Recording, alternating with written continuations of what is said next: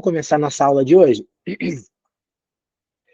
Na semana passada, a gente terminou ali falando um pouco do aprendizado do ministério de Paulo, né, para a nossa vida. A gente viu um pouco do que ele fazia, um pouco de como Paulo agia, como eram as convicções dele, como ele via a necessidade das pessoas para a qual ele pregava. Ele viajava, né, por várias cidades, então ele encontrava muito tipo de gente e vários tipos de necessidades diferentes.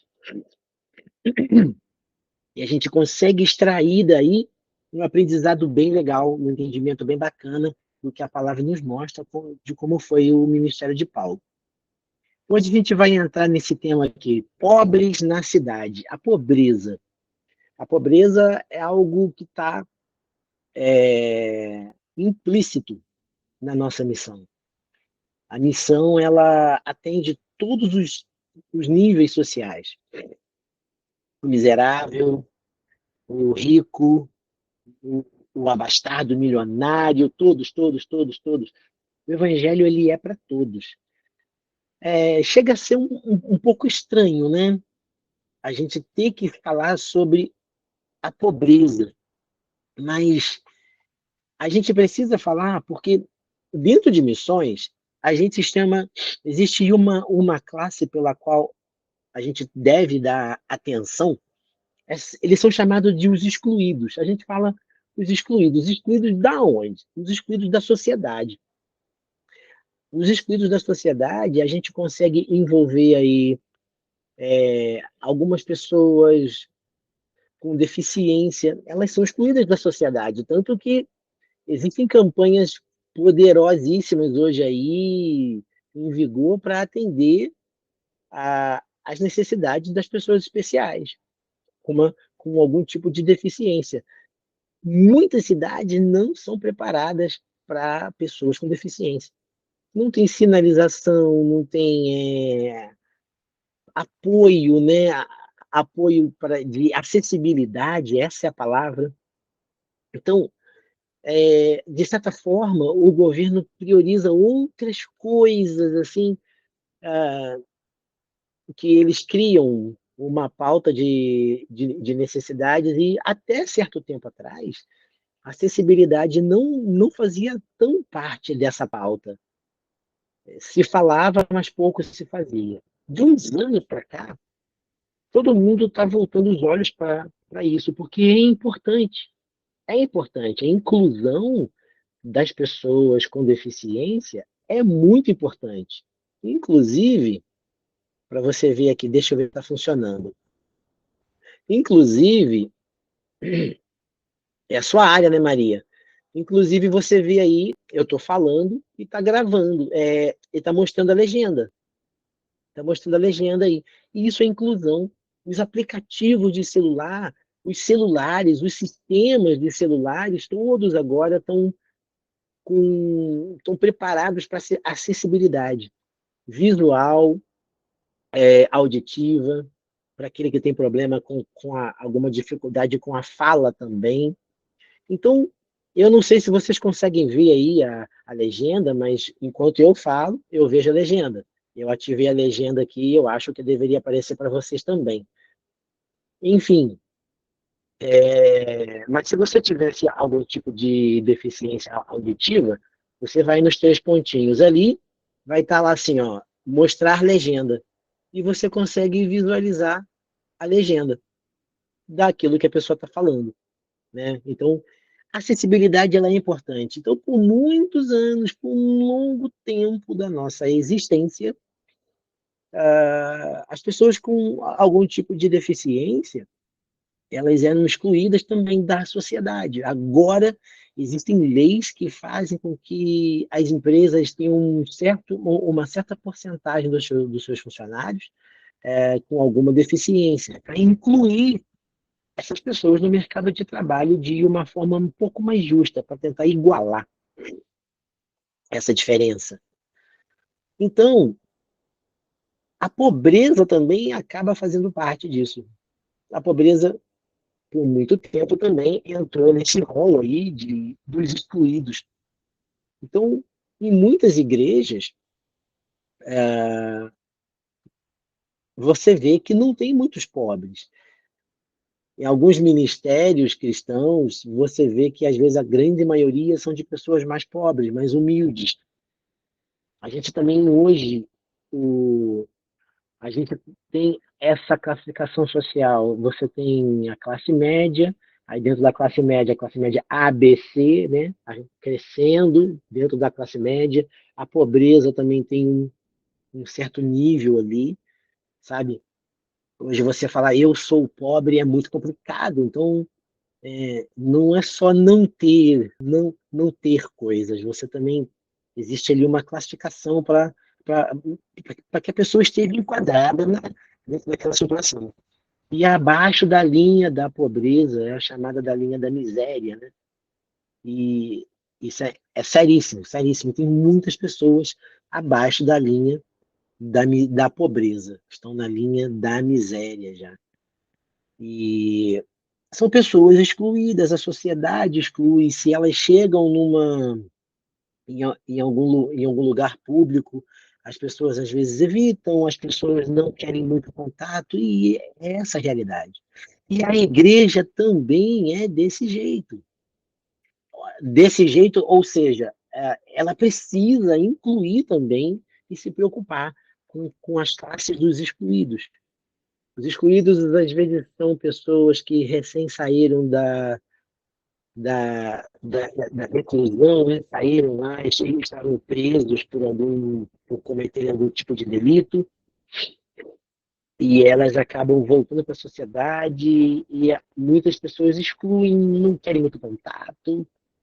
O passado das pessoas ou a situação atual financeira dela conta muito. Então a gente vai falar um pouco sobre isso aqui dentro desse tópico, tá? Uma observação feita por Tiago, né? Paulo e Barnabé foram até os apóstolos em Jerusalém pedir permissão para que Paulo pudesse pregar o evangelho aos gentios. Eles foram pedir permissão para os apóstolos. E, né, numa observação, Tiago cita: não se esqueça dos pobres. Tiago, ele era um apóstolo que acompanhou Jesus. Ele viu Jesus, andou com Jesus, e ele entendia a situação do pobre. Quando ele fala para Paulo e Barnabé essa frase, não se esqueça dos pobres, ele está ali provavelmente, citando algo que Jesus ensinou. Ou com essas palavras, diretamente, ou então indiretamente. Ou então indiretamente. Boa, Flávia. Então, ficou aqui essa indicação, essa indicação não, esse alerta para Paulo e Barnabé. Não se esqueça dos pobres. Então, é compromisso da igreja pregar aos pobres. É compromisso. Olha que interessante. Isso aqui é um pouco antigo.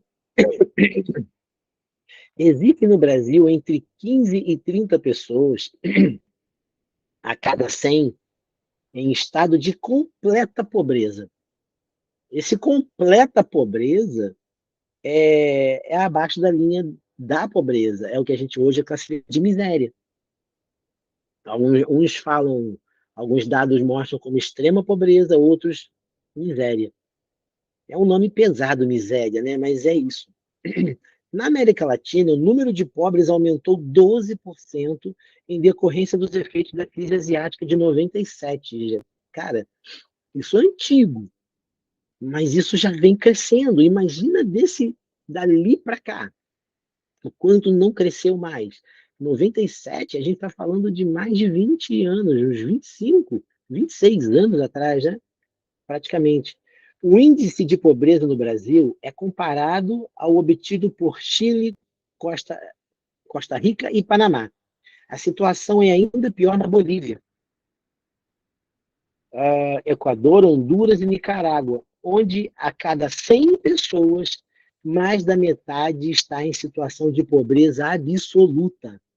A Argentina e o Uruguai são os países em melhor condição, nos quais o índice não chega a 15%. A gente sabe que a Argentina também está vivendo uma situação terrível hoje, então provavelmente esse quadro mudou. Essas informações aqui elas são um pouquinho antigas. Não lembro de quando, mas é um pouquinho antiga. Mas a Argentina também está numa situação terrível. A Venezuela, então, nem se fala, né? Tanto que eles nem citam a Venezuela aqui. A Venezuela ela entrou nesse quadro terrível de alguns anos para cá. Então, essas informações estão um pouquinho desatualizadas, mas é bem isso. É bem isso aqui, tá?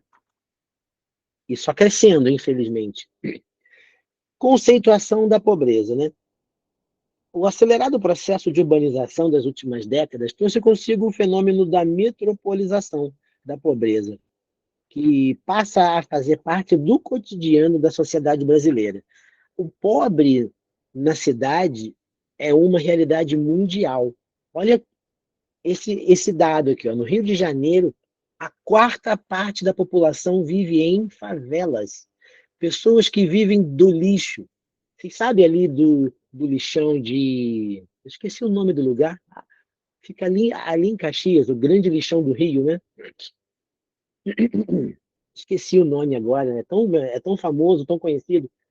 Muitas pessoas vão lá evangelizar, fazem trabalhos ali de algumas ações evangelísticas. E é terrível, é terrível. Então, viver do lixo é isso, pessoas que catam lixo, né, que tiram do lixo algum tipo de matéria-prima para revender, e muita gente, eu sei que você sabe, tira até a sua comida, sua alimentação do lixo. Aquilo que alguém jogou fora que não serve para eles, eles tiram de lá. Isso é uma coisa muito forte, muito pesada. Não sei se você já foi em algum lugar onde as pessoas estão ali catando lixo, pegando lixo. A gente vê muito pela rua, né? As pessoas catando, abrindo lata de lixo, lixeira e tal. Mas nesses lugares você vê muita gente, às vezes, abrindo as comidas e eles comem, ali mesmo, ali mesmo. É uma situação terrível. Então, esses dados aqui são terríveis. Ó, o tráfico de drogas se apresenta como uma alternativa de dinheiro fácil, uma maneira vantajosa de adquirir fortuna, em detrimento da desgraça do próximo. Ou seja, tem pessoas ali que morrem, que necessitam do fruto do tráfico ali para matar, saciar o seu vício e em troca de riqueza e benefício de outros, né? Isso é terrível. Então a gente começa a ver que a pobreza ela, ela supre uma necessidade maldosa das pessoas, né? Tem muita gente que se aproveita da situação das pessoas e as compram. Você vê políticos aí comprando voto, no troco de cesta básica, dinheiro, tijolo, cimento. Na maioria das vezes, na grande maioria, depois que esses políticos ganham, não retornam lá e não tem nenhum tipo de plano concreto e definitivo para gerar renda para essas pessoas. Enfim, a gente começa a ver que, dentre todas essas situações, se destaca, dentro da pobreza, perdoa-me o pigarro, por causa da pobreza, ela, as pessoas entram nessa situação aqui, ó. Baixo nível educacional. Ah, muitas pessoas não têm condições de estudar. Então, isso possibilita o acesso aos postos de trabalho de baixa produtividade e remuneração, que exige pouca ou nenhuma qualificação. Então, as pessoas mais pobres, elas ocupam esse tipo de serviço no mercado, e que cada vez é mais desvalorizado, né? Não quer dizer que toda família pobre, eles não lutam e correm atrás. Sim, tem muita gente que dá a volta por cima, mas é a minoria, é a grande minoria. Então, são poucas pessoas que conseguem vencer e sair por seu próprio mérito. Poucos.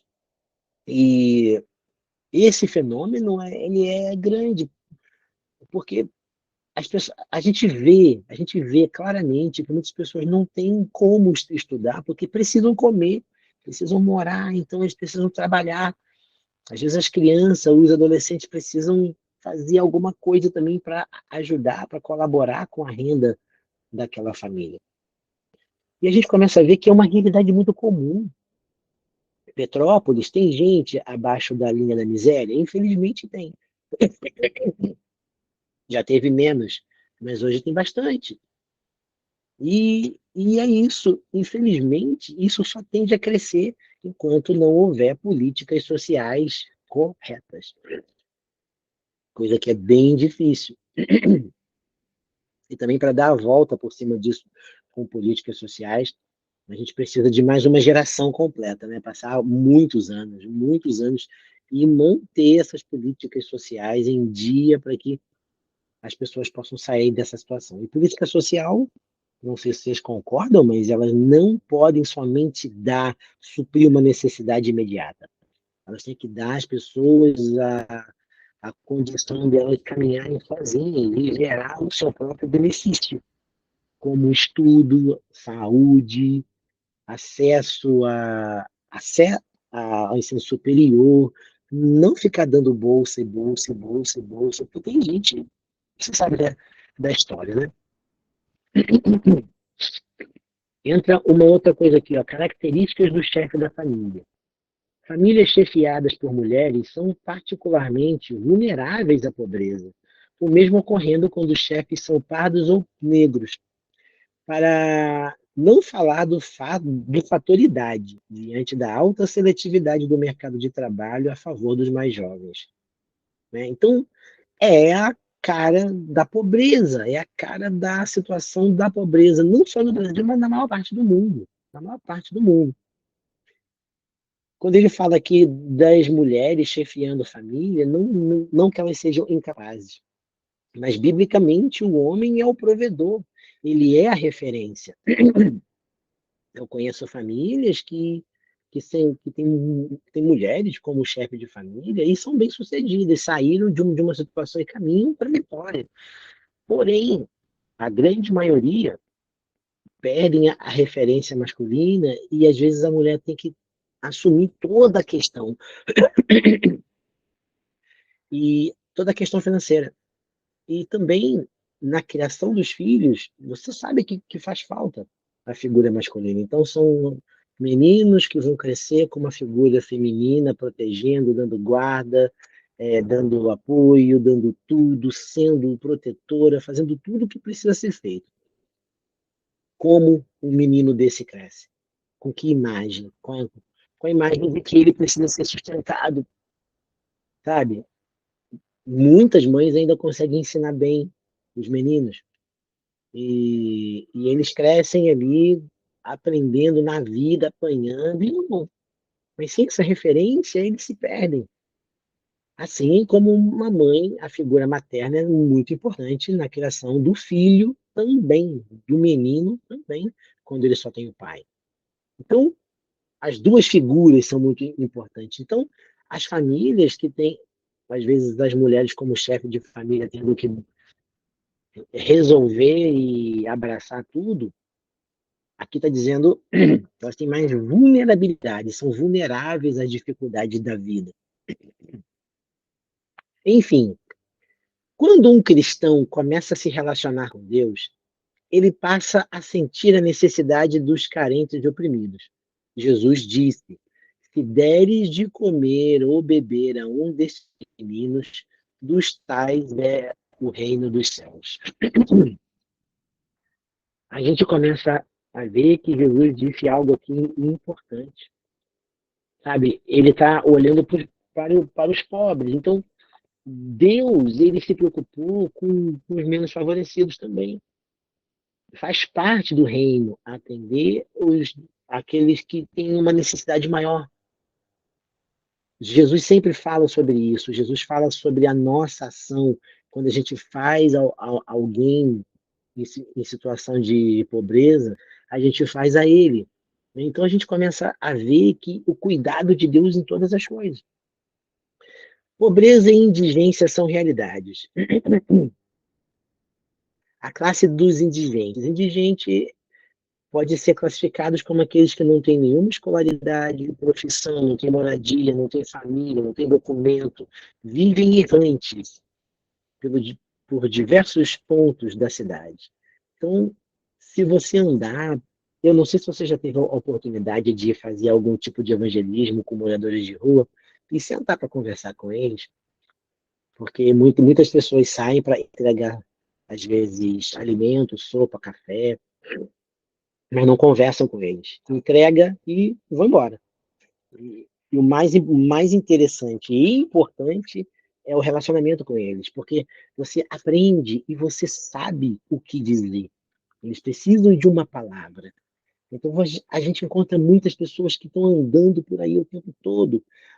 As pessoas estão andando a vida toda, são chamados de errantes, né? E eles ficam vagando. Eles não têm raiz em lugar nenhum. Então a mente deles, ela fica perdida também. Quando você não tem um objetivo na vida, a tua mente também. E aqui está chamando essas pessoas de indigente, elas não têm uma identidade definida. A sociedade não tem como classificar essas pessoas, não tem uma escolaridade, muitos até têm, alguns nem fazem uso de droga nas ruas, mas eles têm a mente toda afetada porque não tem referência. Eles perderam a referência de viver em sociedade. Então isso é muito complicado. Isso é muito complicado. A gente começa a ver. Opa, deixa eu mexer aqui que a minha voltou. A gente começa a ver que são pessoas normais, mas perderam a sua referência dentro da sociedade. E elas. Gente, eu já conversei com pessoas na rua que parece que elas, sei lá, perderam toda a referência de humanidade, sabe? De higiene, perde referência de. Perde tudo. Então, as pessoas as excluem, elas são excluídas por todo mundo.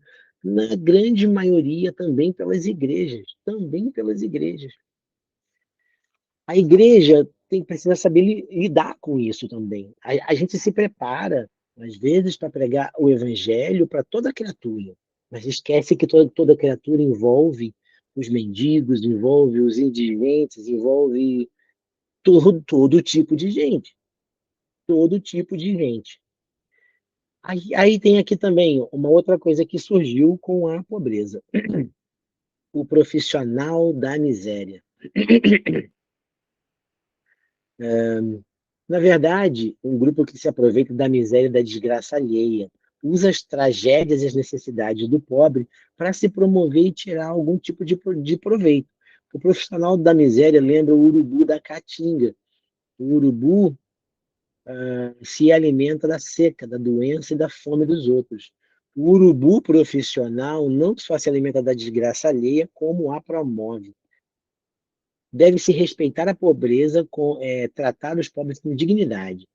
John, John Stott menciona: a pobreza deve sempre incomodar, nunca pode estar conformado com a pobreza. A, aqui, o profissional da miséria é aquela pessoa que fica esperando, né? A pessoa precisar, precisar, precisar, e vai lá e oferece, às vezes, migalhas em troca de serviço. Pessoas também utilizam da pobreza para explorar sexualmente meninas, meninos, mulheres, homens, porque eles não têm muita opção, ou eles fazem aquilo, ou eles vão passar fome. Então, isso é muito ruim, e são pessoas que se aproveitam dos outros, e, cara, essa galera vai ter um destino muito terrível no inferno.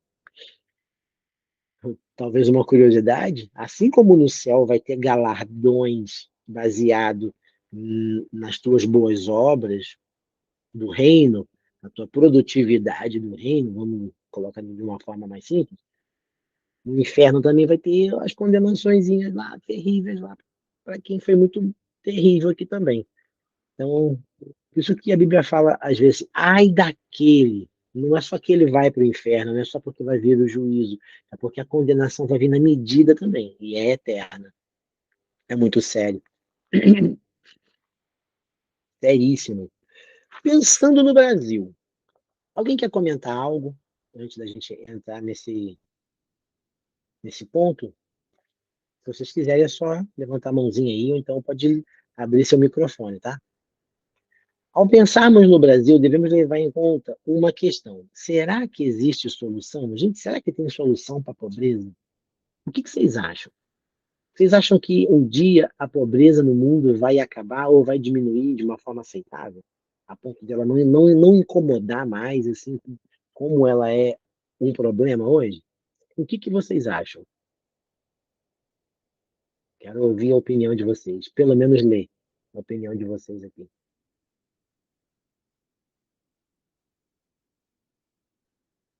Vocês acham que tem solução? Vocês acham que acaba? Vocês acham que se a gente votar certo, vai ter um governo que vai, poxa, graças a Deus, conseguimos.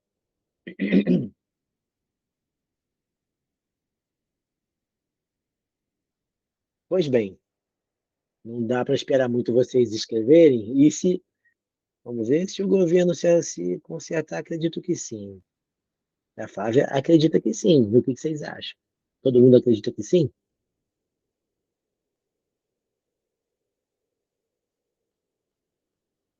É, às vezes é bom crer, né?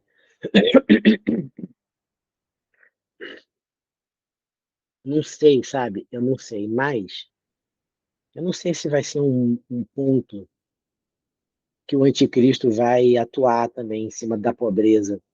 Mas enquanto o anticristo tiver nos seus, abre aspas, 3 anos e meio legais, talvez ele resolva de alguma forma, assim, talvez ele minimize os impactos, né? Talvez ele consiga minimizar os impactos da pobreza, mas acho que ele vai mais promover paz no sentido geral. Por que eu estou falando do anticristo? Porque enquanto esse mundo estiver debaixo do governo do maligno, e é bíblico, quando ele diz que o mundo jaz no maligno, não é que pertence ao maligno, mas o mundo já está sob o domínio. O sistema desse mundo pertence ao maligno. Então, dificilmente vai haver uma solução para a pobreza, porque quanto mais pobre, melhor de dominar as pessoas. As pessoas são dominadas pelas suas necessidades, é como chantagem. O que é chantagem? Você sabe a necessidade de alguém e você explora. Você conhece o problema de alguém e você explora. Então a pessoa fica na sua mão. É basicamente isso. O pobre precisa ser liberto da pobreza. Será libertado através da educação. Atualmente, consegue-se provar que uma pessoa com educação tem menos chance de ser pobre. Aqui está falando, é, não é que também a gente imagina que não tem solução, que a gente não vai fazer nada. Tem que ser feito. Tem que ser feito. Quanto menos pessoas na pobreza, melhor.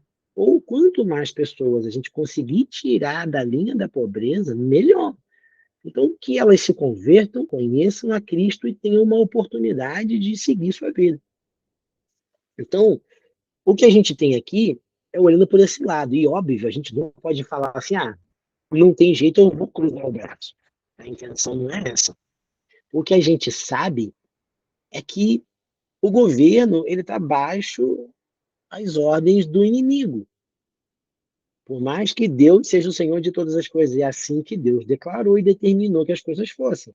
Por isso está na palavra lá, o mundo jaz no maligno. E não é de hoje, é desde quando começou as coisas, desde quando o sistema começou a ser influenciado por ele. Então, a pobreza não é plano de Deus. A pobreza é consequência do pecado. O pecado gera amor àquilo que Deus não ama, o pecado coloca o foco onde Deus não quer que o foco esteja, e essas coisas, quando você foca no lugar errado, você perde em outro lugar, você perde em acertar.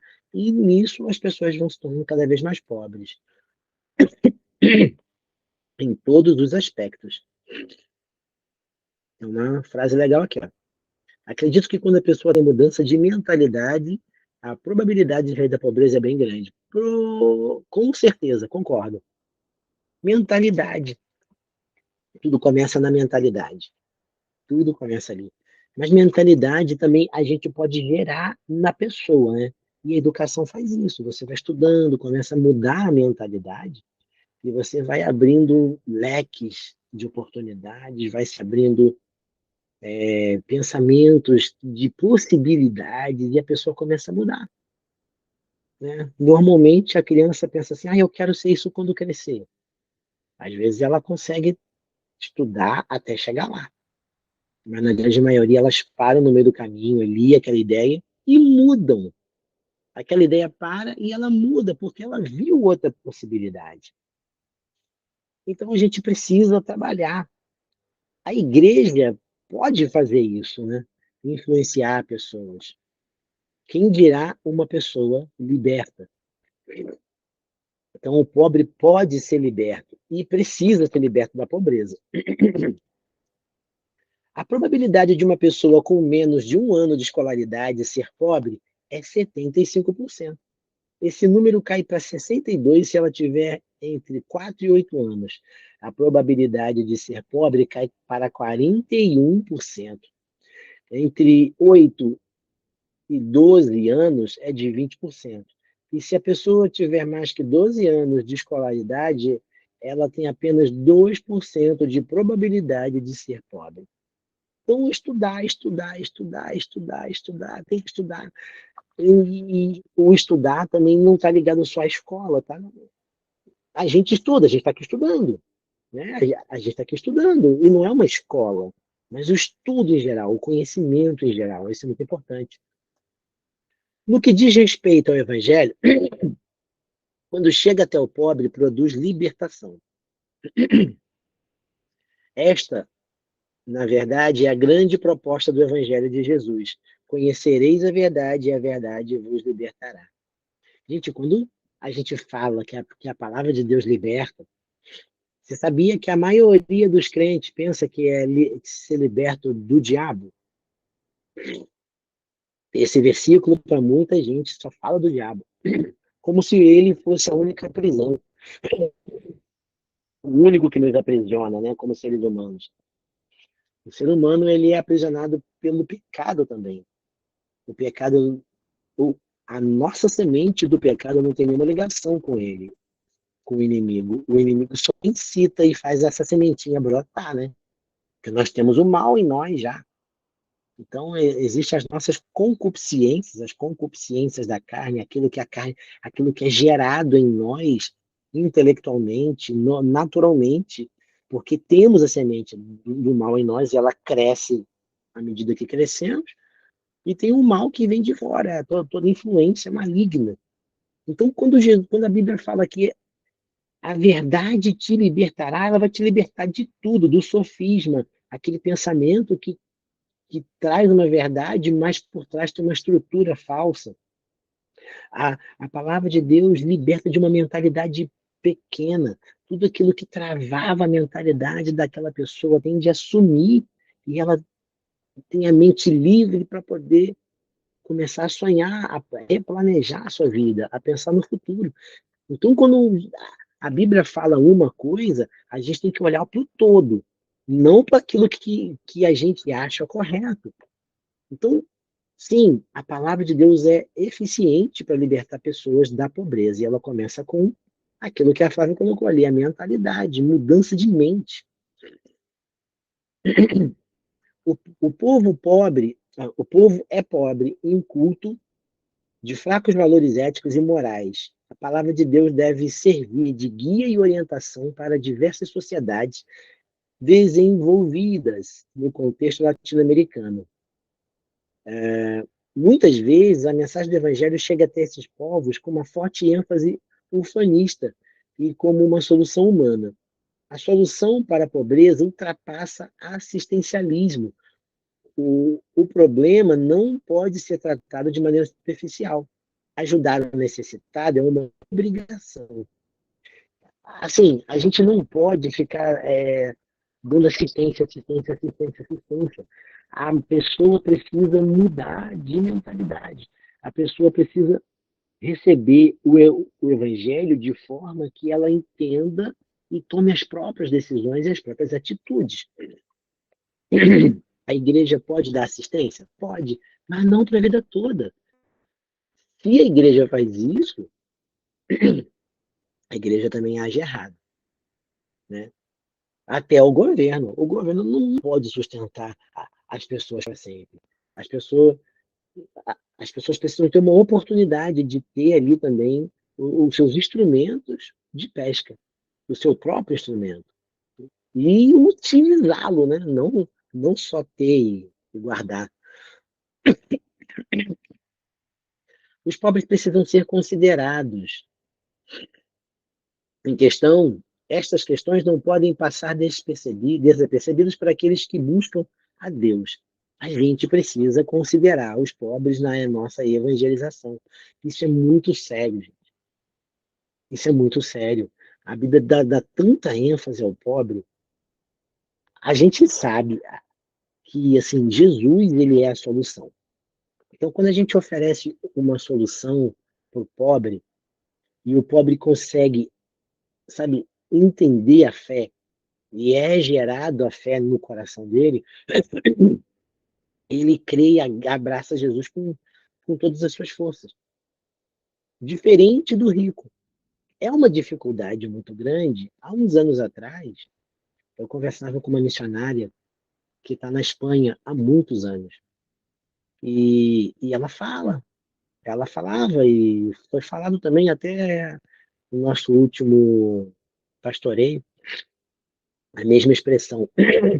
Quando você vai pregar para uma nação, para pessoas que têm poucas necessidades, ou seja, a pessoa tem trabalho, tem o dinheiro, ela não tem falta de nada, tem casa, tem carro, tem saúde, tem tudo. Tudo para o ser humano viver tranquilamente financeiramente e tocar sua vida. Então você chega para essas pessoas e oferece Jesus como solução, essas pessoas acham que não precisam. Um grande problema para a nossa realidade, para nossas comunidades, para as nossas igrejas, na hora de pregar o evangelho, chega a ser esse. Sabe por quê?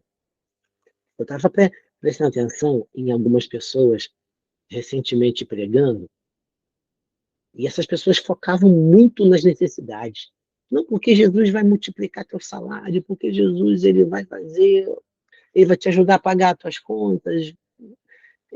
Sabe, não é a essência do evangelho, não é. Isso não é a essência do evangelho em momento algum. Mas, mas por que essa pessoa pregou isso? Porque foi o que ela viu do evangelho, foi o que ela viveu, o que a fé dela proporcionou para ela. Então ela passa aquilo para frente. Se uma pessoa com essa realidade, com essa experiência, for pregar para uma pessoa rica, o que ela vai dizer? Ela vai dar esses exemplos. E a pessoa rica vai olhar e vai pensar: poxa, Jesus só tem solução para os pobres. Porque eu pago os meus boletos. O rico dorme feliz, assim, ele não se preocupa com isso. A finança dele não é o problema, não é uma pedra, sabe? Então, Jesus também converte pessoas ricas para ganhar os ricos também, porque as necessidades vão ser semelhantes. Então, na hora de dar um testemunho e dizer o que Jesus fez na sua vida, o outro vai entender, sabe? Talvez alguém rico chegue para você e fale assim: poxa, mas as minhas empresas estavam assim e eu não vi a solução. Talvez para a gente não sabe o que é isso, mas ele sabe a dor de cabeça que é. A gente não sabe, por mais que você tenha um negócio próprio. Eu estou te mostrando isso porque é uma situação delicada. Os ricos também, eles entram na classe dos excluídos. Por que excluído? Porque, cara, você prega para um rico, para um milionário, ele não tem necessidade de nada.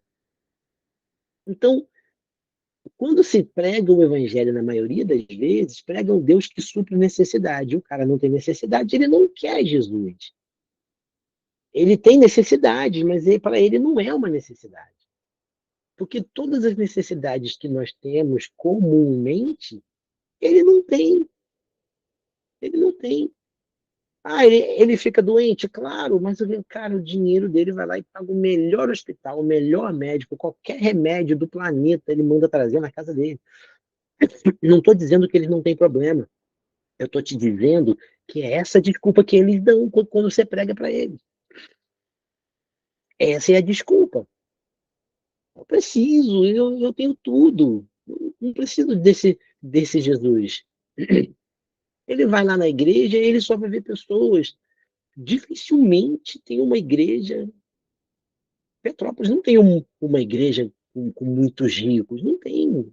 Muitas igrejas não têm pessoas ricas no seu hall de membros. Quando a gente vê um famoso se converter, logo depois ele prega para um, prega para outro, aí começa vários famosos se converter, os famosos ricos, porque eles têm o mesmo tipo de conversa. E eu estou dizendo isso porque é, quando a gente considera os pobres, também precisamos considerar os ricos. E isso é uma realidade. Muitas pessoas com o coração duro, por isso que a Bíblia fala, é mais fácil passar um camelo por um furo de uma agulha do que um rico entrar no céu. É a Bíblia que está dizendo, não sou eu. Sabe? Então, essa é a grande questão.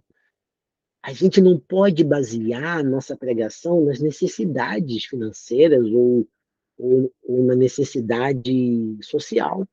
O Evangelho não é isso. O Evangelho supre, mas não é isso. E não é apenas isso. É a mesma coisa falar que se você comer muito açúcar, você vai ter diabetes. Não é só diabetes, tem um monte de outros problemas que o açúcar dá. O açúcar causa dependência e gera um monte de outros problemas também, não só a diabetes. Eu conheço pessoas que também comem muito açúcar e não têm diabetes, mas têm outros problemas. Não entende? Então a gente precisa saber transmitir o evangelho de uma forma correta. E para isso a gente precisa estudar a Bíblia, e isso é muito importante. Olha que interessante essa frase. A solução da pobreza não está nos discursos. Ou seja, não é eu falar. A gente precisa também agir, obviamente, mas às vezes os discursos são carregados de palavra de autoajuda. Gente, as nossas igrejas precisam focar em Jesus. Quando a gente foca em Jesus, Jesus, a própria palavra trata de se adequar a cada coração. É como aquela parábola que eu não vou saber falar direitinho, porque a gente lê em tantas versões às vezes que acaba confundindo.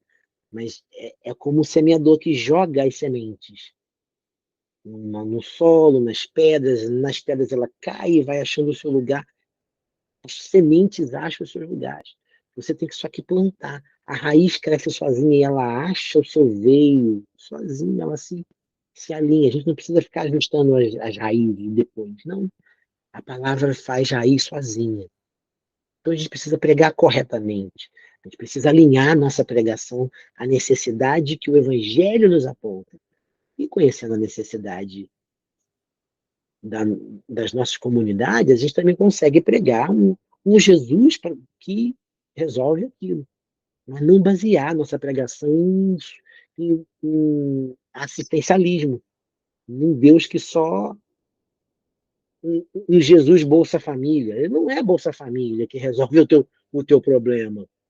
Tem muita gente que vai se converter, vai para o céu, mas não vai mudar a situação financeira dela nunca. Vai continuar. Aí a gente entende porque Davi falou o Salmo 23 no original, né?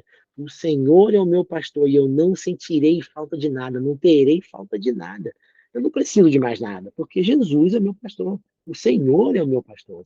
Não é que ele vai dar aquilo que eu tenho falta. Eu não tenho falta, né?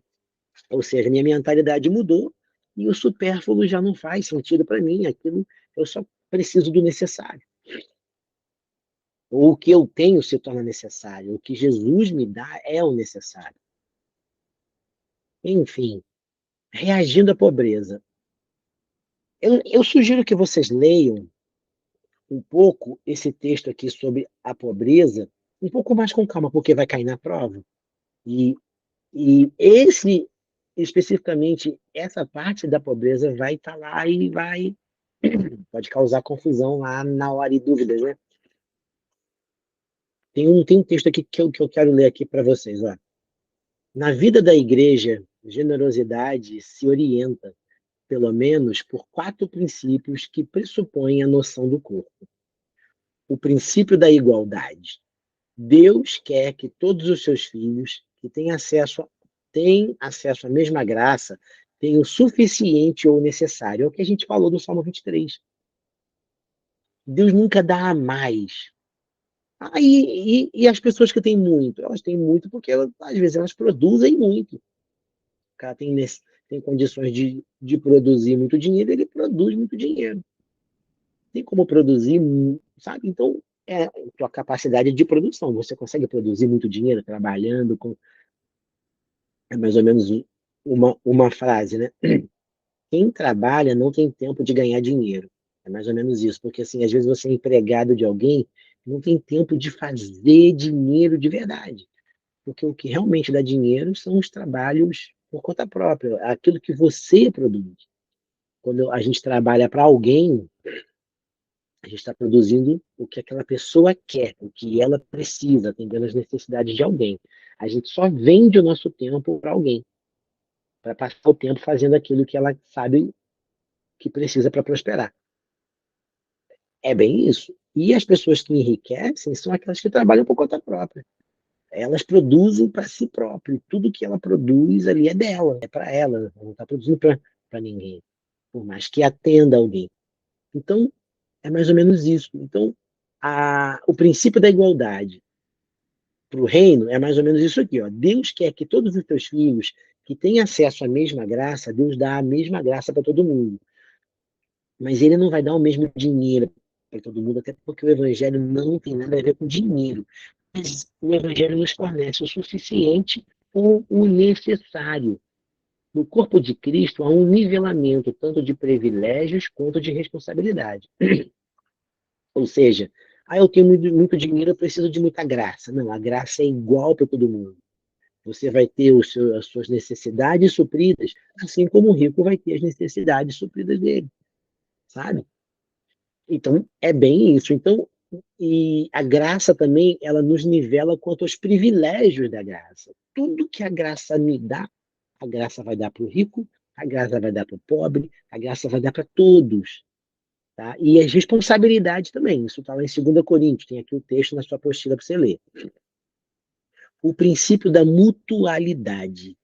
Não há autossuficiência no corpo de Cristo. Ninguém vive sozinho no corpo de Cristo. Nós somos membros de um único corpo. Não importa se você é rico e eu pobre, o rico dentro do corpo de Cristo não é autossuficiente. O dar e o receber de dons ou de dádivas são marcas fundamentais da vida do corpo de Cristo. Via de regra, quem dá é também quem mais recebe. Gente, dar e receber.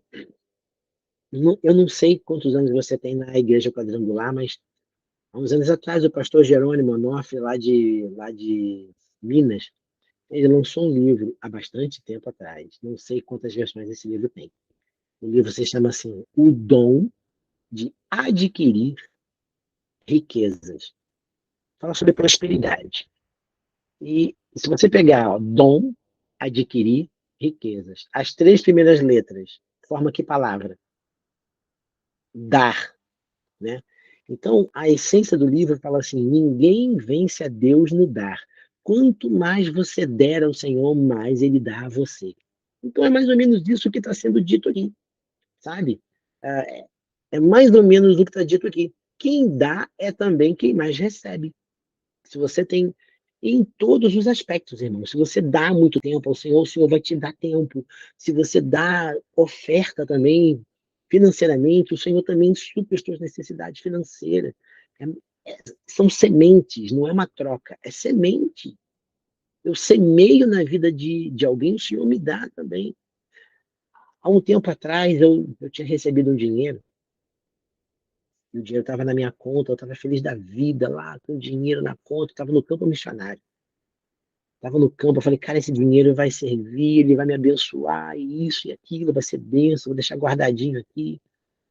Cara, passou não sei se foram algumas horas, ou um dia, ou 2 dias, eu não lembro.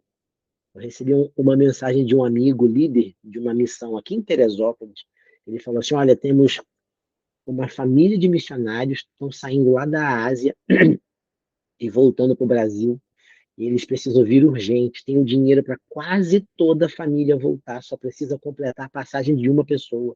A gente precisa juntar R$ 4.000 para essa pessoa voltar. Ele tem que voltar rápido. Está tendo um conflito lá, ele precisa sair de lá. Eu falei, o Espírito Santo tocou no coração. Eu falei, ai, Jesus, meu dinheirinho entrou agora, Jesus. Eu falei, não, eu vou ofertar. Eu não precisava ofertar tudo. E também não ofertei tudo, porque eu também não tinha toda. Eu tinha quase todo o valor que eles precisavam. Mas o Espírito Santo. Aí, o meu amigo mandou assim: estamos pedindo R$ 900 de tantas pessoas para poderem ofertar e a gente vai conseguir. E você é uma das pessoas. Eu falei, caramba, cara, eu no campo missionário, eu falei, amém. Peguei e fiz uma transferência na hora. Eu não tinha nem Pix ainda, fiz uma transferência na hora. Isso foi agora recente, em 2019. Eu fiz a transferência e fiquei tranquilo, sabe? Falei, pô, caramba, que legal, eu participei disso. Irmãos, passou um tempo, Deus também supriu uma necessidade minha. E eu nem precisei desembolsar nada. Ou seja, quanto mais você dá, você também recebe. É isso que está dizendo aqui. Só que a cultura nossa é diferente. Quanto menos você tem, você não pode dar, que vai faltar. Cara, isso mata a gente no mundo espiritual, mata. O pobre nunca prospera, não consegue prosperar nem na igreja, porque ele acha que tem pouco e não pode ofertar, não pode abençoar outra pessoa. Rapaz, isso mata, o diabo colocou isso na nossa cultura latino-americana e a gente não tem o hábito de ofertar. A gente acha que e quando eu falo ofertar, irmãos, não é só ofertar na igreja. Uma oferta também, às vezes você vê alguém lá na sua igreja passando dificuldade, você tirar algo seu e ofertar para aquela pessoa. Você tirar, às vezes, 5 quilos de arroz, 1 quilo de arroz, um de açúcar, e levar lá para a ação social, assistência social da sua igreja. Isso é oferta. Você, poxa, eu tenho esse casaco aqui, tem outro ali, o meu ali, que eu tá guardado desde o inverno passado, eu vou colocar no sol amanhã para usar também. E se eu encontrar alguém que precise, será que eu tenho coração para pegar aquele meu casaco e doar para alguém? Eu acabo de comprar um tênis novo. Será que o meu outro, um pouquinho mais velhinho, não serve para outra pessoa? Poxa, eu tenho 10 pares de sapatos. Será que aquela irmãzinha não está precisando de um par que eu possa? Sabe? Isso é ofertar, irmãos. Isso é ofertar. E não é só para a igreja, é para aquele que precisa. Para aquele que precisa. Então a gente perde muito nisso, sabe? Muito, muito, muito, muito, muito. Vamos lá. O princípio da responsabilidade. Falamos aqui da igualdade, falamos do princípio da mutualidade e agora a responsabilidade. Onde há maturidade espiritual, poder contribuir é sentido como um privilégio. Olha que interessante, contribuir é um privilégio. Quando a gente tem maturidade espiritual, quando a gente entende o poder da oferta. É isso aqui, o princípio da proporcionalidade. À medida que eu dou, eu recebo. Ah, não recebo nada de Deus. Também você não é mão fechada, você não abençoa. O que você faria? O que você faria se alguém, você está na rua e a pessoa fala assim com você? Eu quero a tua participação nisso, tá? Alguém chega para você e fala assim: ah, você pode me dar um dinheiro que eu preciso comer? Você não tem tempo de parar para comprar nada. Você não tem tempo de levar ela para em algum lugar para comer. Mas você tem um dinheirinho lá.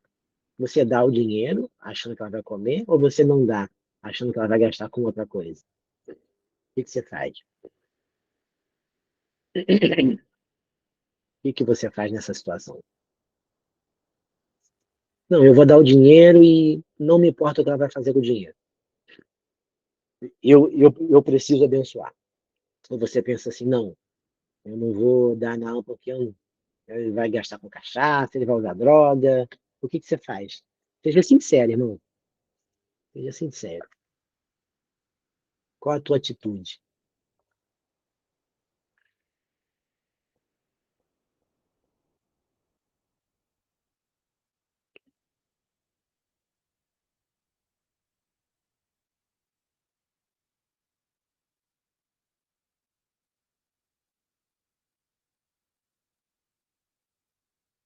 Vocês estão escrevendo? Eu espero que sim.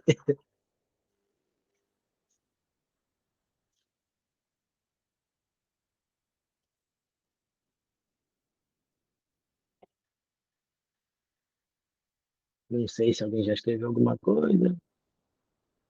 Vamos ver ali nas.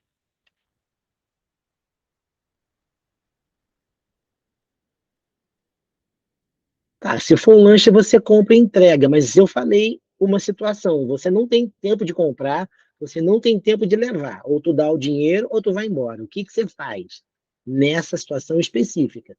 Você não tem tempo de comprar, você não. Deixa eu ver o que a Flávia colocou. Em alguns momentos eu já deixei de dar por ver nitidamente que não seria para comer, mas já dei também e fico com o coração em paz, mesmo sem saber o que seria. Legal, legal.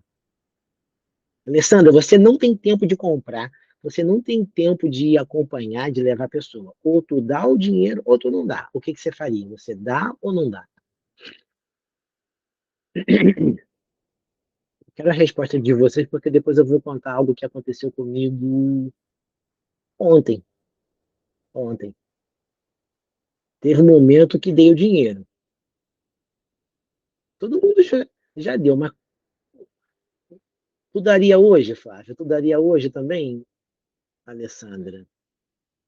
Daiane, eu já passei por duas experiências, a de dar e a de negar, porque ele estava cheio de, cheio de cachaça muito forte. Eu daria e pediria a Deus para que as pessoas se incomodassem em gastar com coisas erradas, entrego na mão de Deus. A Alessandra pensaria bastante. Legal ver a posição de vocês. Ontem, eu estava indo para a igreja e aqui no bairro o movimento do tráfico é bem grande. Então, tem pessoas que a gente conhece e sabe que estão envolvidas, né? Ou elas estão no tráfico ou elas são usuárias. E tem gente que é os dois.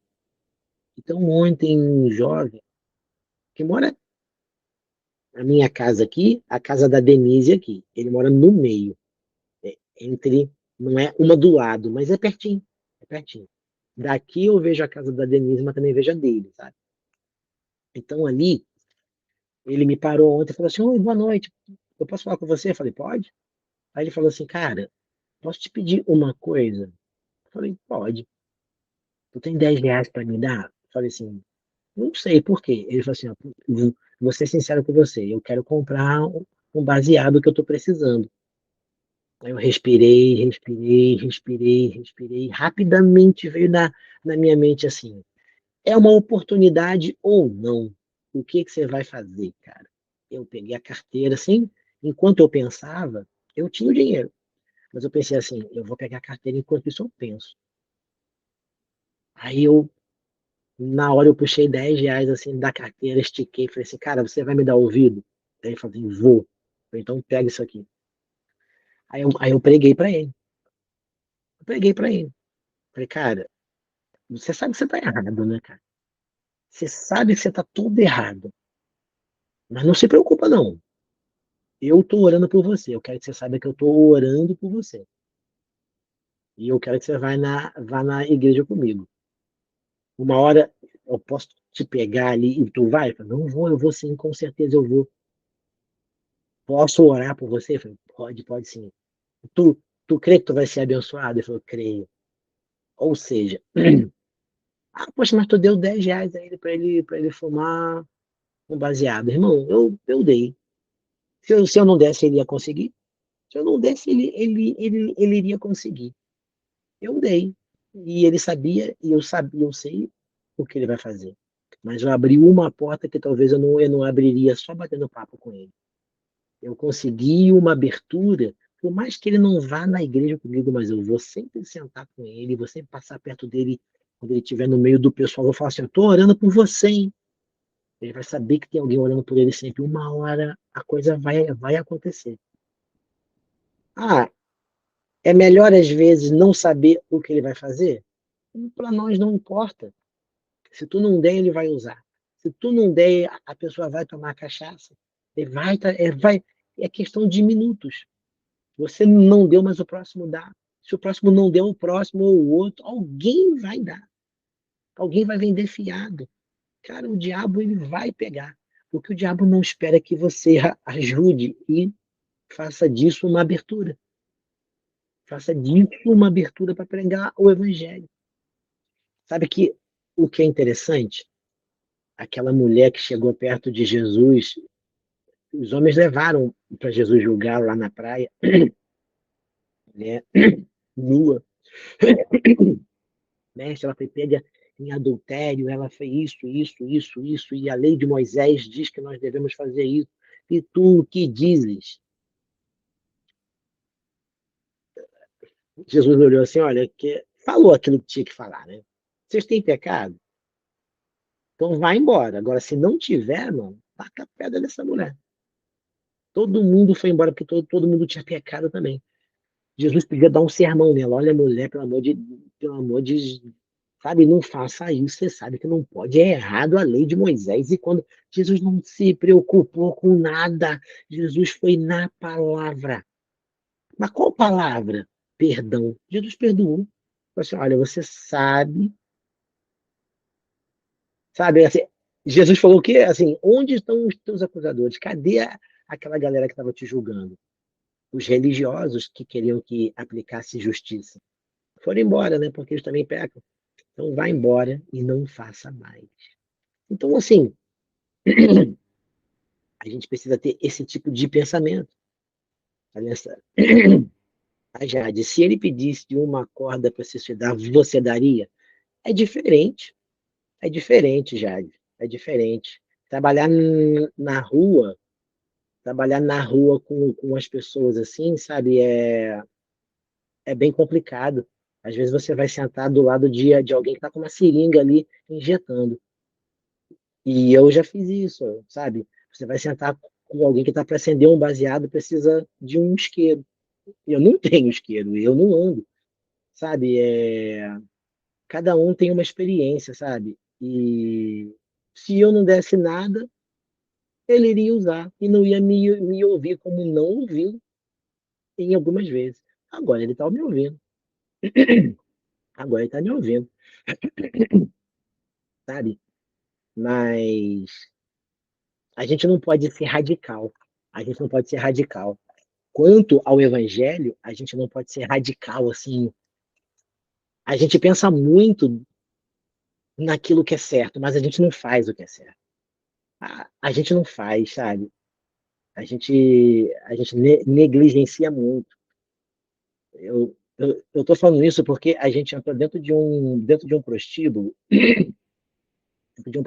para fizemos um chá de bebê lá dentro lá, sabe? Uma das meninas que trabalhavam lá, ela estava grávida, a gente foi lá, fomos várias vezes visitar, e a gente viu coisas que, se fosse numa outra situação, ou se fosse. Eu não me julgo melhor, mas pessoas, às vezes, com outro tipo de mentalidade, não pararia para falar com aquelas meninas. Levamos elas, todas, inclusive um homossexual que trabalhava lá também, levamos todos para a igreja, todos. E não teve culto nenhum. Não teve culto. Não teve oração expulsando nada, repreendendo nada, não teve. A única coisa que a gente fez quando levamos eles para a igreja, a gente deu o almoço, um bom lanche da tarde para elas. Tinha cabeleireiro, manicure, gente para cuidar da pele, maquiadora, tinha roupa, tinha dentista, tinha psicólogo. Essas pessoas deram o seu atendimento profissional. Ninguém ficou falando de Jesus. Não, um atendimento profissional. cuidaram do dente, fizeram cuidados básicos, receberam ali um kit de higiene. No final, todo mundo tirou foto. Deixa eu ver se eu. É que não tenho como ver, mas eu tenho foto aqui ainda desse dia.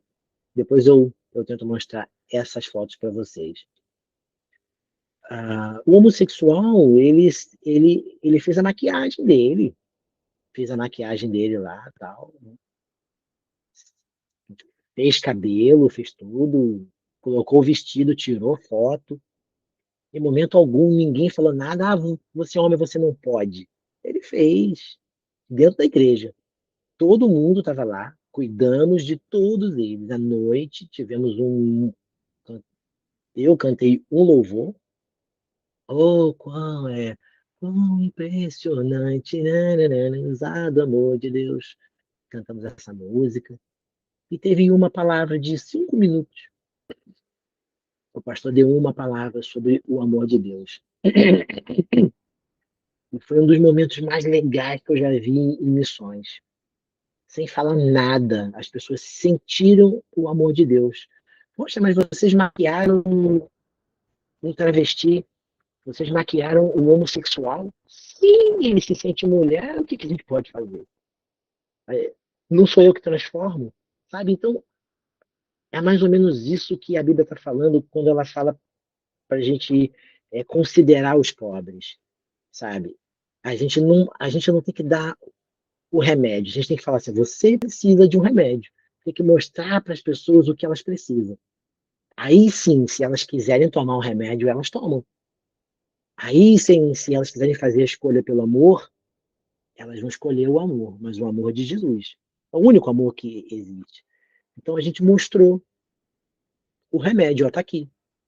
O amor de Deus é isso aqui. A gente não só falou que existia um amor, nós amamos. Então tem uma diferença muito grande, sabe?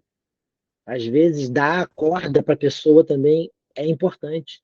É como aquela história que dizem que é o que é uma verdade, que o rapaz que quis suicidar e o pai dele falou assim: ó, a corda está aqui, o dia que você quiser tirar a sua vida, essa é a corda, essa é a madeira que você vai prender.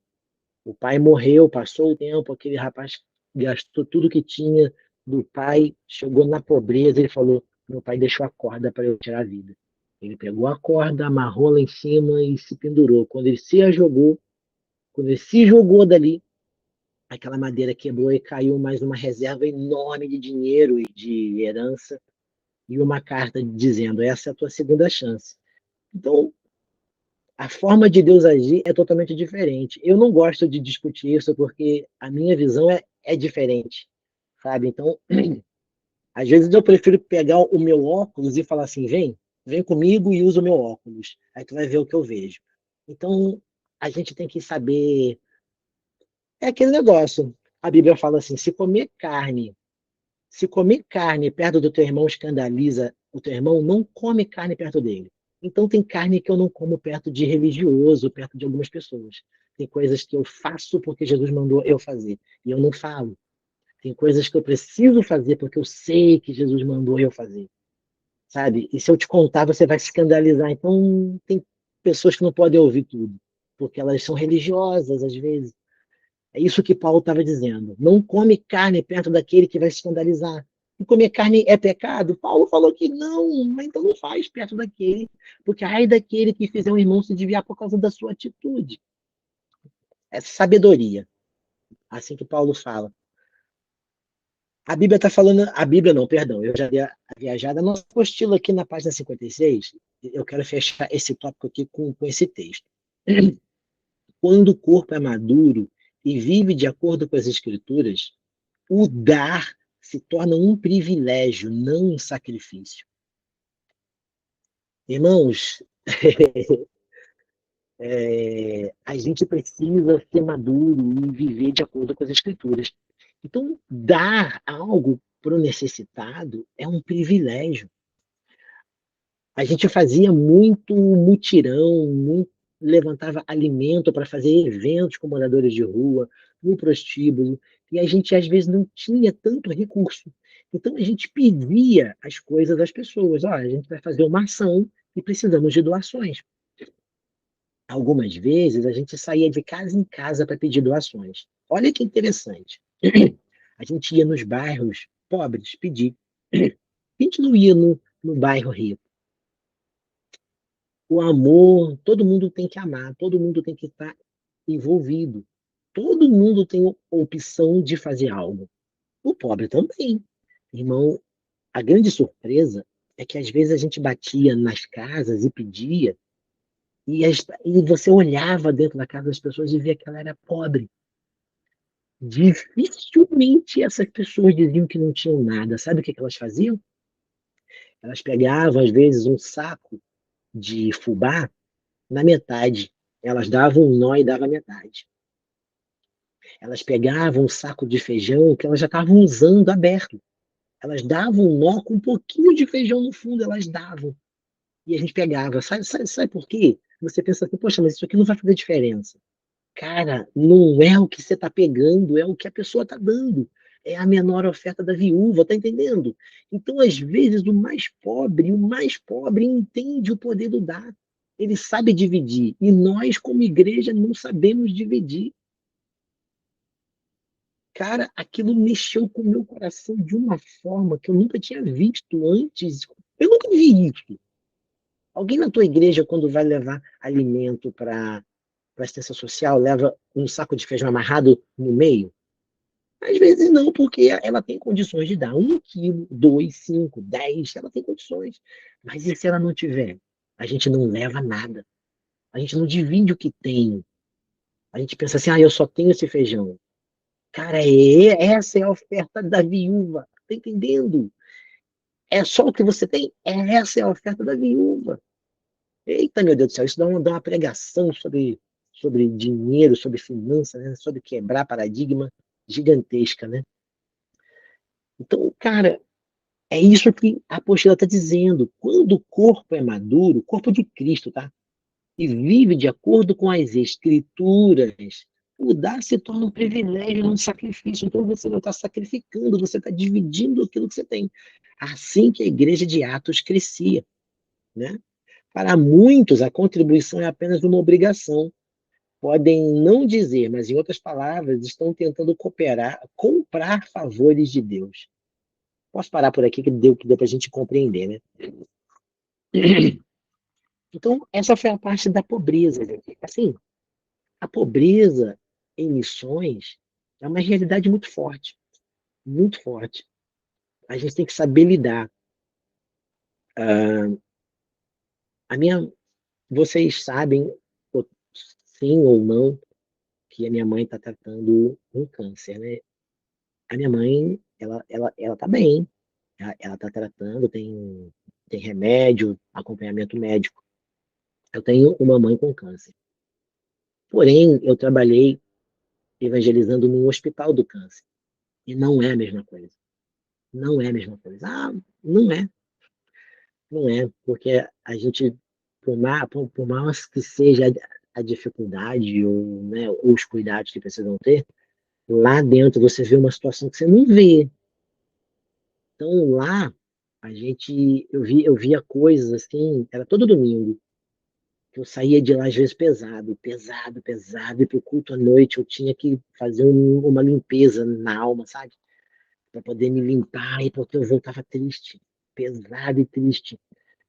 De certa forma, realizado, porque eu pude orar por essas pessoas, eu pude tocar nelas, eu pude abraçar, orar por cada uma delas, sabe? E realmente é gratificante. Mas o que que eu estava doando para eles? O meu domingo, o meu descanso. Eu estava lá, meu tempo, minhas horas, o momento que talvez eu podia acordar mais tarde, porque não tinha culto de manhã, a gente levantava cedo, preparava, eu me vestia de palhaço e violão e entrava no hospital cantando e sorrindo. Gente em fase terminal, crianças em fase terminal do câncer, sabe? Então era uma situação difícil. A gente estava alegre por falar de Jesus, mas quando saía de lá, você lembra dos rostos e da situação. É um tipo de oferta. E é uma realidade que a gente tem que estar preparado para atender. A gente tem que estar preparado para atender, sabe? E tem que ter sabedoria para lidar. E quando a Bíblia não, perdão, de novo, a apostila está citando aqui sobre o dar, a contribuição, é a gente ser generoso, generoso com a situação dos mais pobres, dos mais necessitados. É uma coisa que a gente precisa ter em mente, que isso é papel da igreja, e nós somos igreja. Não, eu sou igreja, nós somos igreja. Eu não sou igreja, nós somos igreja. Eu estou me corrigindo sempre porque uma coisa que eu tenho praticado é isso. Eu não sou igreja. A Bíblia não fala que eu sou igreja. Templo do Espírito Santo não está falando que é igreja. Igreja é uma coisa. Sua habitação, habitação. Mas eu sou igreja quando eu estou em coletividade. Não existe igreja sozinha. Igreja é corpo. E, e sozinho eu sou o quê? Uma pessoa sozinha. Você não é ninguém. Se arrancar esse dedo aqui e jogar no chão, é meu corpo. A igreja é o corpo de Cristo. Então, eu só sou corpo contigo. Sozinho eu não sou ninguém. Eu só sou um corpo congregando, sabendo que eu pertenço a um corpo. Aí eu sou corpo. Isso é uma coisa minha, que eu tenho, né? Eu estudo a Bíblia também, ou seja, as coisas só funcionam sendo corpo. Então, como corpo, precisamos atender às necessidades da nossa sociedade, sim. Precisamos, é papel da igreja. Entramos aqui agora na ação pastoral e desenvolvimento comunitário integral. É um assunto interessante. E eu queria passar dele e pular para o próximo, mas eu acho que vai ser essa parte da pobreza foi um pouco extenso, até porque ela é muito importante. O conceito de desenvolvimento comunitário é fundamental para uma ação pastoral na cidade. A expressão de desenvolvimento comunitário tem sido usada desde 1950 como uma das alternativas sociais para ajudar a mudar o quadro de miserabilidade dos grandes centros urbanos. Desenvolvimento comunitário esse conceito existe na intenção de fazer as funções sociais, os trabalhos sociais, as políticas sociais crescerem e crescendo, ela atende a nossa comunidade, tentando resolver e diminuir a desigualdade, né? E a gente vê muito disso hoje. É um slogan de vários governos, várias prefeituras, várias administrações locais, né? Então, a gente vai falar um pouco sobre isso também e o envolvimento das nossas ações. Quando fala de ação pastoral, é a igreja pastoreando, é a igreja agindo como tem que agir em relação à comunidade. Gente, deixa eu só abrir um parêntese aqui. Dentro do seminário, ah, pelo menos eu aprendi isso, a linguagem, vocês são considerados líderes, por mais que não exerçam nenhum tipo de liderança na sua igreja. Mas eu sei que você sim tem uma mente de líder e você é um líder, porque Jesus te chamou para isso, para liderar, para salvar, para pastorear pessoas. Então, às vezes, o nosso linguajar ou os assuntos que a gente toca dentro de um seminário não é o mesmo assunto de uma roda de conversa dentro da sua igreja, sabe? Aqui os assuntos são mais sérios, fazendo com que você entenda e cresça. Então, a gente tem que, às vezes, abrir a nossa mente. Então, sempre se questione com duas coisas. Como eu posso entender isso que está sendo passado para mim? Como que eu entendo? Como eu faço? Assim, como eu tenho aprendido isso e tentado viver. Eu ouço tudo e retenho o que é bom. Antes de reter o que é bom, eu vou analisar. Eu vou ver o que tem aqui, sabe? Então eu pego a minha Bíblia também e olho e faço uma análise. Às vezes tenho até que orar para poder entender. E quando eu entendo, aí eu absorvo aquilo que eu tenho que entender, sabe? Então, eu estou te dizendo isso porque algumas matérias elas vão te trazer coisas que você às vezes vai ficar, opa, isso não tá legal, sabe? Quando se fala de ação pastoral, é que aqui as aulas são mais corridas, né? Mas se você tivesse a oportunidade, daqui a 15 dias eu vou estar lá em São Paulo, a gente vai ficar 11 dias ministrando um curso de evangelismo lá, de 7 da manhã às 11 da noite, durante 11 dias. E a gente vai para alguns lugares fazer evangelismo. E eu quero levar a galera nos lugares barra, assim, barra pesada, espiritualmente falando, para a galera ter uma experiência. Não só experiência, eles vão fazer um prático. Ou seja, eles não estão evangelizando de verdade, né, gente? Então, eu quero levar essa galera nos pontos de São Paulo lá, barra pesada, espiritualmente falando, para eles terem mesmo um choque. E a maioria dessa galera são pastores, são líderes na sua igreja. São 50 pessoas que a gente vai treinar lá durante 11 dias. E a intenção é que eles realmente sintam, para que quando voltar para a sua igreja, eles coloquem isso em prática e saibam lidar quando entrar um drogado na igreja, uma prostituta, um bêbado gritando e querendo, sabe? A gente tem que estar preparado para essas coisas. Quando a gente joga a rede ao mar, tem que estar preparado para pegar tudo: peixe, cobra, bota, lixo, vem de tudo na rede, não só os peixinhos bonitinhos. Ação pastoral e desenvolvimento comunitário. A sociedade em que vivemos, no continente latino-americano, gente, nós não somos o continente mais pobre do mundo. Nós não somos, mas também existe uma grande pobreza localizada no continente latino-americano. Do México para baixo ali, da Guatemala para baixo, né? O México também é latino, né? Do México para baixo, todos somos latino-americanos. O México tem uma pobreza gigantesca, gente, gigantesca também, um lugarzinho terrível. Às vezes a pobreza não se caracteriza só na falta de dinheiro, mas também nos hábitos ruins. Lugares com cheiro forte de urina e as pessoas, sabe? Essas coisas são, às vezes as pessoas são até direitinhas, mas os hábitos ruins também as tornam pobres. E gera pobreza, chama pobreza. São coisas pesadas. A sociedade dos capitalistas, perdão, é a sociedade dos capitalistas, né? A sociedade latino-americana e dos dependentes, em que a maioria do povo se vê privada dos bens e serviços básicos para a vida. É a sociedade do desemprego, da dívida externa, da corrupção, que deixa nossos países sem dinheiro para a saúde e para a educação, e onde estão morrendo nossas crianças. Nesse continente e nessa sociedade, somos chamados a viver, a nos adaptarmos à realidade do nosso tempo. Mas como responder à realidade do nosso tempo? Cara, nosso continente é terrível, né? Os mais corruptos do mundo estão aqui. Você pode ver aí os países ali da América Central, pobre, com governos ditadores, só sugando do povo, Venezuela também, que é sul-americano aqui, governo ditador, ver a situação da Argentina, o que a corrupção está fazendo com a Argentina, com a Venezuela, estamos vivendo algo semelhante, né? Está caindo as máscaras da nossa sociedade e do nosso governo, mostrando tudo o que está acontecendo. Então, gente, a gente precisa ter ação. Como a gente vai agir com essa realidade? Como a igreja deve agir em relação a isso? Como identificar, como nos identificarmos com esse mundo tão terrível? Precisa ter uma identificação, né?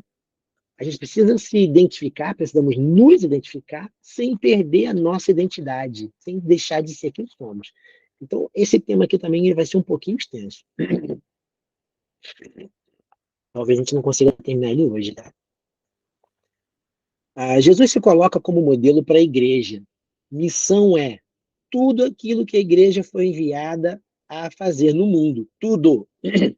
Missão é, pois, um ato de obediência ao chamado de Jesus Cristo para ir em todos os lugares e em todo o tempo, a fim de anunciar o evangelho a todas as pessoas e a todo ser humano, no contexto global e a sua comunidade. Temos que fazer tudo em todo lugar, em todo o tempo. E temos que ser igreja. Quando eu falo fazer tudo, não é você, tá? É a igreja. Então, a pessoa vai pensar assim, poxa, mas eu tenho que ir. Não está dizendo você, está dizendo igreja. Outra coisa, assim, outro detalhe bíblico, né? Nem tudo que a Bíblia fala é para você, é para a igreja. Nem toda promessa é para mim, mas todas as promessas são para a igreja. Então, nem tudo eu vou viver. Por isso que nem tudo eu vou receber também. Nem toda oração minha vai ser respondida. Eu sei que você sabe disso. Eu sei que você sabe. Mas é bom falar porque às vezes a gente acha que Deus vai fazer e aquilo. E Deus não vai fazer na minha vida. Ah, mas não tem promessa? Tem. Mas não é, nem toda promessa é para mim como pessoa. Mas é para a igreja como um todo. A gente tem que entender isso. Ah, mas não tem A mais, irmão. É só você analisar a tua vida. É só analisar a minha. Se eu parar a olhar a minha vida, tem muita promessa que não se cumpriu na minha vida e nem vai. Porque tem coisa que não é para mim. Tem coisa que é para outra parte da igreja. Às vezes é para a igreja em outro país, ou então é para um irmão do meu lado, ou então é para alguém da minha família, mas não eu. Para mim, Deus tem um plano. Eu não sei qual é, mas nem toda promessa que está ali vai me alcançar. Como se todas elas nos alcançassem, irmão. Aí, nem todas. Estamos debaixo de todas, mas nem todas vão chover na minha cabeça. Estamos na chuva. Já pensou se todas as gotas de uma única chuva caíssem na tua cabeça? Você ia morrer afogado. Por isso que a gente precisa cumprir. Por isso existe a coparticipação. E aqui está falando da missão da igreja. Por isso que eu estou falando isso. Tem coisas que só vão acontecer na tua vida. E nós, como igreja, precisamos do teu dom, do teu talento, da bênção que você recebeu para cumprir o chamado. Nós nos completamos, por isso a missão é para a igreja. Tudo aquilo que a igreja foi enviada a fazer no mundo. Eu recebo coisas de Deus que você não vai receber. Não vai, não adianta pedir, porque não é para você, não está no cardápio de Deus para a tua vida. Mas nós dois conseguimos fazer, porque eu tenho coisas que você não tem e nos completamos. Esse é o segredo da igreja. Já pensou passar tênis pé baruel no pescoço? Mas é no pé. Mas por que eu vou passar no pescoço? Porque tênis pé baruel não é para você, pescoço. É para quem é pé. A ação da igreja está estreitamente, um estreito mesmo, próximo, ligada ao reino de Deus. O reino de Deus não é apenas uma coisa futura. Isso é muito importante a gente saber e dimensionar isso na nossa mente para ter um entendimento melhor. O reino de Deus não é apenas uma coisa futura. Não é, o reino de Deus é o céu, é lá na... Não, não, não. Não tem nenhuma dimensão escatológica. É quando Jesus voltar ou quando isso se cumprir. Não. O reino de Deus é um já, é agora, já é para agora. E um ainda não. O reino de Deus aponta para a totalidade e para tudo em todos. Existem coisas no reino que vão se cumprir já. É para já. Então, já está acontecendo. Nós já estamos vivendo o reino de Deus aqui na Terra. Quando Jesus estava aqui, ele falava: Eis que vos é chegado o reino dos céus, o reino de Deus. Então chegou lá atrás o reino de Deus. Ah, mas o céu não é reino de Deus. O céu é a casa, é o lugar preparado. O reino aqui é a cultura de Deus em nós. É tudo que se faz lá, se faz aqui. Está na oração do Pai Nosso, né? Está na oração do Pai Nosso, para a gente compreender o que é o reino, o que é a cultura. Está tudo explicado ali. Só a gente dá uma olhada ali que a gente consegue visualizar um pouco.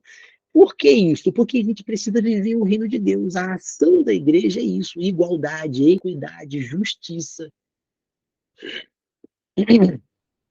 Começa a visualizar, então, a nossa tarefa. Perdão, e dentre outros milhares de coisas. Né? Para viver uma vida de serviço, temos que dar lugar a uma proposta por meio do arrependimento e ao convite à mudança. Só dá para mudar com arrependimento, e a igreja precisa levar isso à comunidade. Né? Olha só que interessante. Convite à mudança, com opções que nos levem a ter posições que incomodem e não reproduzam o sistema de dominação e de dependência atual. Aquilo que a gente prega não pode ser usado para dominar ou levar as pessoas à dependência da nossa igreja, ou do nosso ministério, ou da nossa denominação. Tem que levar a pessoa a uma mudança genuína de vida. A gente não pode aprisionar as pessoas. Não pode, sabe? Você pode pensar que isso é exagero, mas tem 1 bilhão de igrejas por aí fazendo isso, usando o evangelho para gerar dominação nas pessoas. O evangelho é para libertar, tá? Portanto, é preciso pensar em formas alternativas de ação. Como se domina, gente? Só uma curiosidade. ficar dando cesta básica para as pessoas e requerendo coisas em troca. Tem que ir na minha igreja, tem que ir no culto, não pode faltar culto. A gente está dominando as pessoas, se baseando ou utilizando as necessidades delas também. Isso não é correto. Portanto, é preciso pensar em formas alternativas de ação, pensando e fazendo desenvolvimento comunitário integral à maneira de Jesus e de sua missão. Com dinamismo e justiça, curando enfermos, expulsando demônios, restaurando a natureza, restaurando a comunidade, denunciando estruturas injustas e corruptas, reconciliando irmãos e lutando a favor dos direitos dos mais pobres, dos meninos e meninas de rua, dos indígenas sem terra, sem teto, das mulheres discriminadas e outros inúmeros grupos colocados à margem da sociedade. O Evangelho de Jesus não nos deixa conformar. Nossa missão é transformar o mundo. A gente precisa gerar ação para essas pessoas. Aí começa aqui a falar sobre desenvolvimento comunitário integral. O 3.1 está falando assim, ó, contribuições bíblicas para uma proposta de desenvolvimento comunitário integral. Aqui a gente vai começar a ver como que a igreja pode agir baseada na palavra dentro da sociedade. A gente vai começar a ver alguns fundamentos de desenvolvimento comunitário. Integral, por quê? Porque cuida de corpo, alma e espírito. Quando fala corpo, o corpo físico da pessoa como cidadão, da pessoa, da saúde integral, da integridade física, né? Saúde, proteção e cuidado. E tem coisas que fogem da, da alçada da igreja. Já entra no ramo político. E a igreja precisa estar envolvida. Então a gente começa a ver um monte de coisa.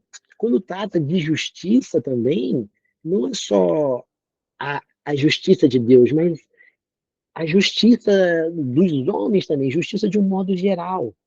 Quando a gente fala justiça de homens, é porque os homens da lei, advogados, juízes, tal, causas na justiça, e tudo isso está envolvido. A gente vai começar. Tem uma tabelinha muito bacana aqui. Ela vai da página 61, 62, 63, até 63 ali.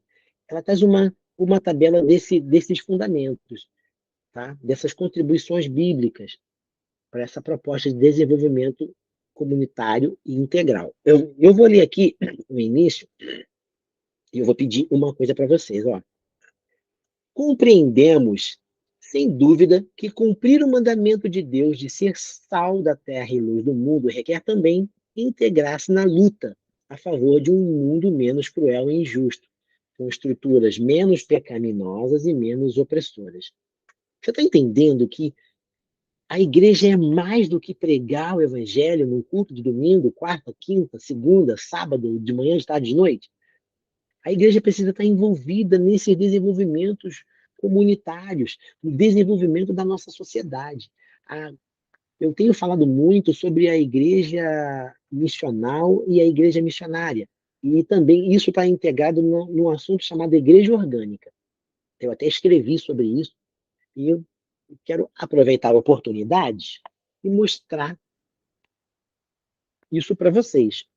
Algumas pessoas já viram, mas se você não viu, você vai ver agora de segunda, terceira, quarta mão, porque acho que para algumas pessoas eu já mostrei. Então, eu escrevi isso aqui, ó. A igreja orgânica. Você deve estar vendo ao contrário, né? Mas isso é uma revista. É uma revista que eu escrevi. A igreja missional e a igreja missionária. Aqui está falando do papel da igreja. Como a igreja precisa pensar? No que eu escrevi ali, está falando mais na parte espiritual e ministerial. Mas a igreja tem que se envolver com esse trabalho. Ela tem que estar envolvida com essas ações. E, de contrapartida, nessas outras duas revistas aqui, eu escrevo sobre isso. Como a igreja age na prática de evangelismo e missões urbanas. Como a igreja precisa agir. Como a igreja, onde ela pode estar inserida. Como ela pode começar um trabalho com crianças. Tem dicas ali voltadas para esse tipo de trabalho. Então, é papel nosso. É papel nosso. E eu gostaria de pedir, pelo menos para vocês que estão aqui, e talvez você está assistindo essa aula depois, espero que sim, que você escreva alguma, algumas, assim, qual o teu entendimento? Isso não vai ser um trabalho ainda, mas eu gostaria que você escrevesse qual o seu entendimento sobre a igreja e o desenvolvimento comunitário integral. Queria que você escrevesse umas 20 linhas, à mão mesmo, porque se você for escrever 20 linhas no WhatsApp, não dá nada, né? É pouca coisa. Mas 20 linhas à mão, escreva à mão mesmo, ou então digite, né? Numa folha A4 lá no Word ou no aplicativo que você quiser, mas que você faça ali uma redação simples, escrevendo ali, ó. Deixa eu marcar aqui as páginas só, porque depois eu coloco lá no grupo. Você vai escrever assim, qual a tua opinião sobre o que está sendo falado aqui nessas páginas, da 60 a 63. Ó, a 62 fala ali, princípios para o desenvolvimento comunitário integral. A partir dos pontos descritos anteriormente, podemos extrair princípios para a nossa utilização imediata. Então, aqui está mostrando como podemos, quais são os fundamentos bíblicos da igreja, a contribuição que a igreja pode ter dentro da sociedade. Eu quero que você escreva algo. Qual o teu entendimento sobre isso? Você vai ler primeiro, aí você vai, tá, entendi. Aí você escreve o que você entendeu. Umas 15, 20 linhas. É, acho que dá para explicar bem, tá? Eu quero que você escreva isso, porque eu quero ver o que você está compreendendo. Aí, baseado nisso que você escreveu, aí sim eu vou poder pedir o trabalho, que o teu entendimento já vai estar aguçado. Vai ativar um sentimento na tua mente que eu quero utilizá-lo depois, para a gente fazer um trabalho para essa matéria. Aí sim vai ser um trabalho bacana. Gente, eu vou parar por aqui, para a gente não dar muita ênfase aqui e começar um tema que eu não vou terminar hoje. Eu queria ter avançado mais, mas eu acho que foi proveitoso. Espero que vocês tenham aproveitado também e que tenha ficado claro. Você tem alguma pergunta para fazer? Quer dizer algo? Pode falar, vamos conversar, vamos trocar ideia. Se a sala fosse presencial, a gente ia quebrar um pau, a gente ia conversar bastante, eu ia apostar bala com vocês, para ver quem ia levar um saco de bala. Vamos ver quem vai ganhar isso aqui. Vamos lá, pá. Eu preciso informar para vocês também, eu falei com o pastor Fernando hoje, o seguinte, falei com o pastor Fernando que eu não vou estar aqui, eu não estarei presente na aula. Deixa eu ver aqui, eu estou mudando o calendário aqui, tá? Muda o calendário. Isso, Júlio. Na aula do dia 13 de julho eu não estarei, tá? Eu vou estar em São Paulo do dia 9, do dia 8 ao dia 16, por ali. É por ali, do dia 7 ao dia 17, eu vou estar lá. 7 ao 17, tá bom? E dia 13 a gente não vai ter aula então não, tá? Daqui a 15 dias. A gente vai ter aula da semana que vem. Semana que vem é dia. A gente vai ter duas aulas ainda? Tem duas aulas ainda. Junho. Cadê junho? Hoje são 22. A gente tem aula ainda dia 29 e dia 6. Mas dia 13, acho que não tinha aula mesmo, não, né? E, então eu acho que eu viajei. Não tem aula marcada aqui para o dia 13, não, gente. Temos mais duas aulas só. É isso mesmo? Você pode me ajudar aí a conferir isso?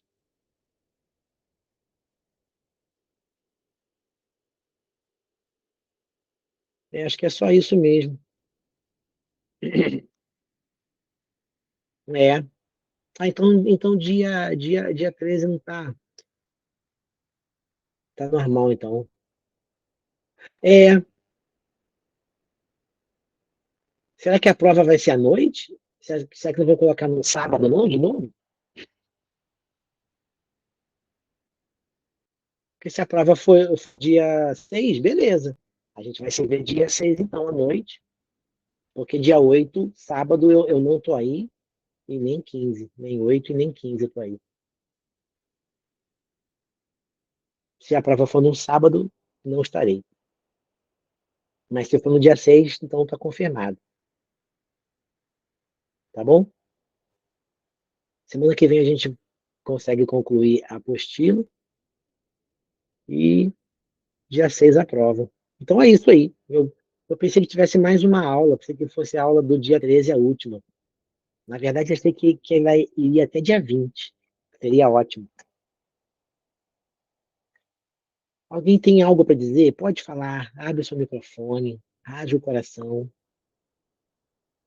Se você quiser falar, tem 10 minutos ainda para a gente falar.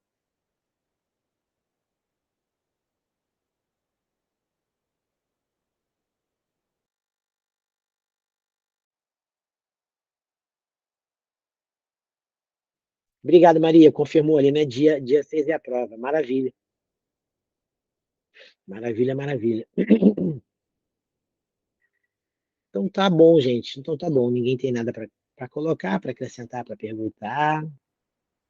Então tá bom. Então a gente encerra a aula agora e eu peço só para vocês fazerem essa leitura da página 60, 61, 62 e 63. A 60, na verdade, não tem muita necessidade, mas é a 1, 2 e 3. E fazer um resumo do teu entendimento sobre aquilo ali. O que que você entende? O que que você visualiza? Poxa, eu vejo isso, entendo isso. Ah, deu mais de 15 linhas. Melhor ainda. Quanto mais explicação você conseguir transmitir, melhor. Tá bom? Ah, entendi, Maria. O evangelismo pastor mudou para sábado. É bom confirmar também. Eu vou mandar mensagem para ele. Amanhã eu mando mensagem para ele, explicando isso aí, porque eu disse que eu não estaria aqui, mas nem ele se atentou. Mas tá bom. Gostaria de orar com vocês, agradecer ao Senhor por esse momento. Qualquer coisa, precisar de qualquer coisa, pode me chamar no privado lá, ou dentro do grupo lá do ITQ, precisar de qualquer coisa, trocar uma ideia, fazer uma pergunta, uma colocação. Ah, na aula teve isso, ou pulou isso, ou isso aqui completa. Isso é bem bacana, tá? Oremos. Senhor Jesus, muito obrigado por esse tempo, por esse momento com os meus irmãos.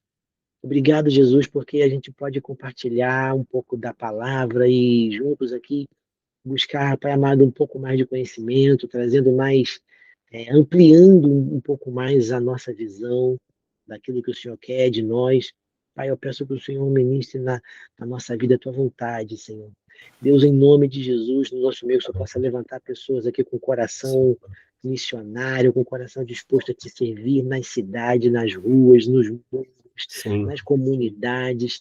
Pai amado, eu oro aqui por pessoas que se levantem, Senhor, com desejo de ser justiça de Deus no meio desse povo, de executar a tua vontade, em nome de Jesus. Eu oro para que se levante missionários nas suas profissões, nos seus negócios, sejam empresários bem-sucedidos financeiramente, com o coração, Pai amado, aberto à obra missionária, à obra pastoral, e que sejam, Pai amado, e acima de tudo, testemunhas de Jesus, que testemunhem do nome de Jesus com sua vida, atitude e suas ações. Em nome de Jesus. Muito obrigado, Jesus, por cada um de nós, por essa noite. Nos abençoa, nos dê uma noite de descanso abençoada, em nome de Jesus. Amém, Senhor.